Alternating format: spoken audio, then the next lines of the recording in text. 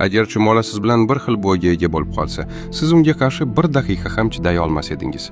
Chumola tabiat yaratgan mukammal jangovar robot. Uning tanasi qattiq zirhli egzoskelet bilan qoplangan. Endi tasavvur qiling, shu zirh odam bo'yiga teng kattalashsa, qanday kuch va chidamlilik paydo bo'lgan bo'lardi. Oddiy chumola o'z vaznidan o'nlab baravar og'ir yukni ko'tara oladi. Agar inson ham shunday nisbatda kuchga ega bo'lganida, mashinani ko'tarish u uchun oddiy ish bo'lardi. Uning jarlari esa tirik qisqichdek, kesish, yirtish va parchalash uchun yaratilgan. Eng qo'rqinchlisi shundaki, chumola hech qachon yolg'iz bo'lmaydi.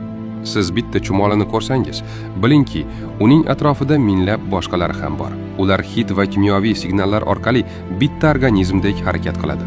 Odam bo'yidagi bitta chumola ovqat yoki xavfni sezsa, u darhol boshqalarga uzatiladi. Va siz endi bitta jonzotga emas, balki mukammal tashkil etilgan armiyaga qarshi turasiz. Bizning qurollarimiz odamga qarshi yaratilgan.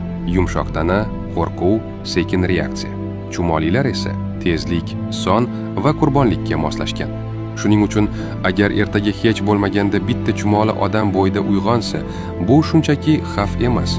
Bu ogohlantirish bo'ladi. Va ishonchingiz komil bo'lsin. Insoniyat bunday mavjudotlarga qarshi urushga tayyor emas. U yerda shubha yo'q, achinish ham yo'q.